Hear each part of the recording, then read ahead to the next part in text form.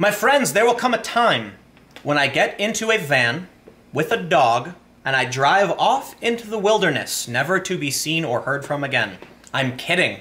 If I disappear or die, it was murder. Oh God, what a hilariously dark way to bring up this video. The point is, clapping has been banned at university to avoid triggering anxiety, with students told to do jazz hands instead.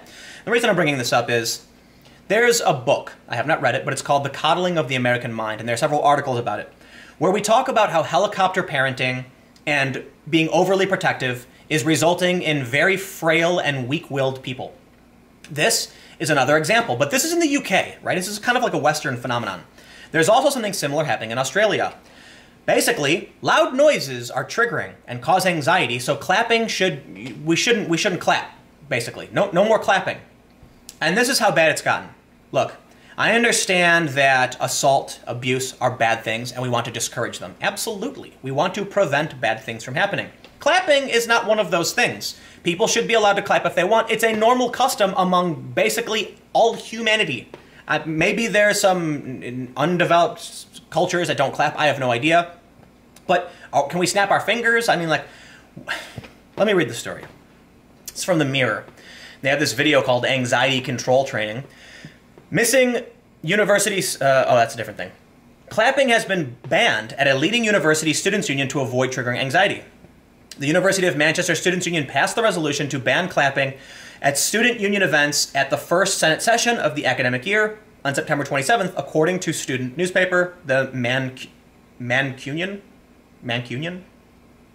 It was argued that the loud noise of traditional clapping and whooping pose an issue to students with anxiety or sensory issues.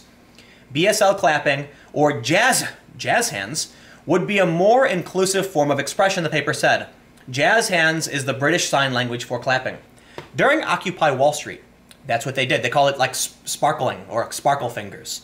They encouraged everyone not to clap and they said, do this instead if you like something. But their reasoning actually made more sense, okay? The reasoning for not clapping during Occupy was that there are no microphones.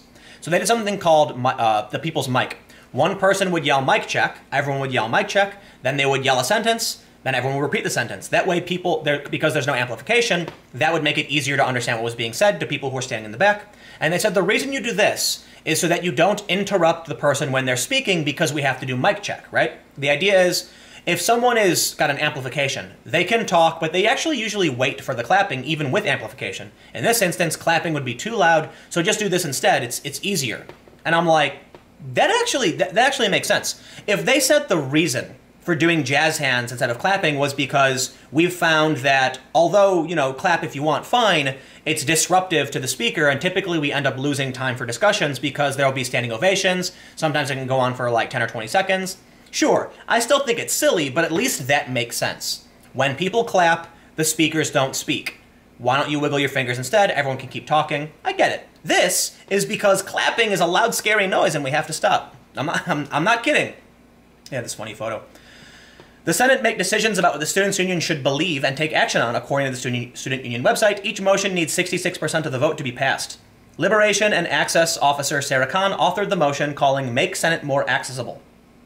It resolved to swap out audible clapping for BSL clapping at, I believe that's British Sign Language, to encourage student groups and societies to do the same, and to include BSL clapping as part of inclusion training.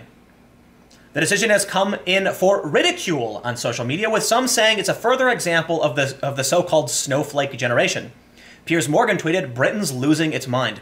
Dean Goddard quipped, "Send them to Old Trafford, they'll never need to clap there." Another user said, "I have severe anxiety and major depression. No, clapping should not be banned. How ridiculous. What next? Ban children from laughing? You're just catering to the illness instead of helping people get over it." Spot on. Others asked if it was an early April Fool's Day, and another said, "What hope has anyone got if the sound of clapping sets them off? Our generation is in shambles."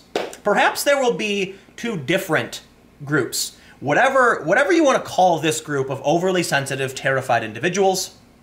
Overly sensitive. I'm not saying they're all terrified, but some of them are. And then you have the other group of people kind of like, I just don't care, right? What's going to happen? What would happen in the event of like an economic catastrophe? What would happen if like a bear came into your city? Think about like 100 years ago. Actually, you know what? There's a story that I use for this.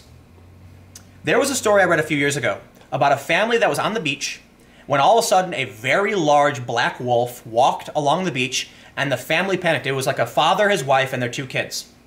They swam out to a rock and stood on the rock shivering, freezing, while the wolf paced back and forth on the beach and wouldn't leave. And I thought to myself how fascinating it was that there was a point where 100 years ago, 200 years ago, the family would be out on the beach minding their business, and the father would be armed with a sword, or depending on how long ago, maybe like a flintlock pistol or some kind of weapon and armor. And the wolf would come, and he would tell his children to get back, and he would confront the wolf. They wouldn't hide in the water shivering and crying, which is what they did. And I was like, wow. You know, for all the progress we've had, it has resulted in us being much more safe. People used to walk around wearing some kind of protection, some kind of armor, be it just like leather, mail, like not all the time, obviously not all. I'm not saying like everyone in the past was wearing armor all the time, but we are much more durable like now we wear like these loose t-shirts that don't do anything for us. People also carried swords, they carried knives and other weapons to protect themselves in the wild from wild animals and from violent people, other people that might hurt them. We don't do that much anymore. In some areas of the country, people do carry weapons, and you're allowed to. But in major cities, people mostly don't. They walk around unarmed with no protection. And in fact, in Illinois, I don't know if it's still true, but almost every kind of weapon is illegal.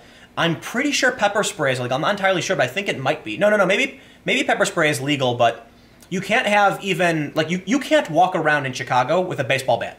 You know? I don't know what the law is, but I do know that growing up, the police would be like, you can't do that. Or they would actually stop us if we had a baseball bat, and they would say, where's your baseball?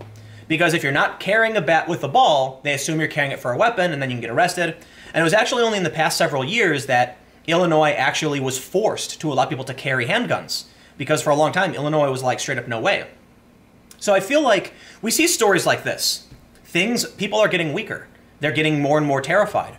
There will come a time when the average person is a thin, pale, and frail, shivering, quivering, terrified thing. And then, imagine like 1,000 years from now, you're going to have like 2 identical, thin, frail, pale, bald creatures holding hands, and then someone like drops a book, and it goes bang, and everyone goes, ah, and screams and runs. Like, I feel like that's where we're heading. And then, actually, I was talking to a friend of mine the other day, and I said, you know what's going to happen? Conservatives are going to evolve into like orcs. I don't mean like stupid. I mean, in World of Warcraft, the orcs are like big, brutish. They're intelligent. I'm not saying they're stupid. But and like survivors and shamanistic. And then, the Alliance are also strong, but I feel like the city folk are going to turn into like the elves, which are kind of frail and elitist and live in big palaces and use magic. And I'm like, yeah, that's kind of how I see it going. Like, city folk are becoming dainty and terrified. This is a university where they're like, don't clap, it's triggering, it's going to hurt people's feelings. And you know what, look, I'm not trying to rag on people who would actually be terrified and alarmed by clapping, but I want to point out this comment. If you can't handle clapping, please don't go outside, because it's substantially worse.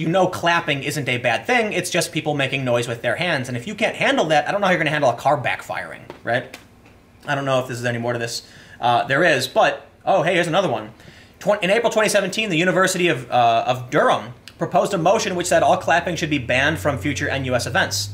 They said the access needs of disabled students are disregarded, overlooked in terms of conference member behavior and NUS structures. It called for reduced cheering or unnecessary loud noises on the conference floor, including whooping and clapping. You know what? Let me pull this up real quick. This happened in 2016. School bans clapping and allows students silent cheers or air punching, only when teachers agree. Welcome to the future. You know what? I'm kind of losing hope in humanity. But maybe it's just me. Maybe, I wonder, if you took someone from, the 1500s or 1600s and brought them here today, would they criticize me for being a dainty flower? Would they say, like, you don't drink you don't only drink beer? Whoa, what's wrong with you? And I'm like, oh, I don't drink beer, I think it's bad. Oh, you're weak and pathetic. And they also would do a bunch of other violent things and get into fights all the time. So maybe society just continually gets weaker. But I look at these trends. I look at safe spaces and trigger warnings and, the banning of hate speech. What's going to happen in the future? How do we communicate? There are like, Alex Jones he got banned from PayPal for hate speech or whatever. And I'm like, should you not be allowed to hate someone? Are we going to ban all hate? Twitter wants to ban dehumanizing language. Does that mean that you will no longer allowed to say anything negative? How do you criticize something that is bad if you can't say negative things? Someone eventually will walk up and no one will be allowed to criticize them, and they'll do something really dumb. If, you know, I feel like we constantly have these issues where people are sticking their hands into fire, and no matter how many times you tell them to stop doing it, they just keep doing it. And I'm like, at some point, you have to be responsible for you putting your hand in fire, okay? You can't just be like, it's victim blaming. You can't just, you know, the point I'm making is, sure, we can blame the culprits. Sure, we can do our best to protect those who are concerned about clapping. But shouldn't it also be their responsibilities to a certain degree? If you want to go somewhere where people are clapping, you can't ask everyone else to behave a certain way to benefit you. That's a terrifying world to live in. Whatever, man. Clapping is over. Clapping is over, party. I'm gonna get out of here. I'll see you guys. Yeah, I think that's it. I might have another video. I don't know. I'll see you guys next time.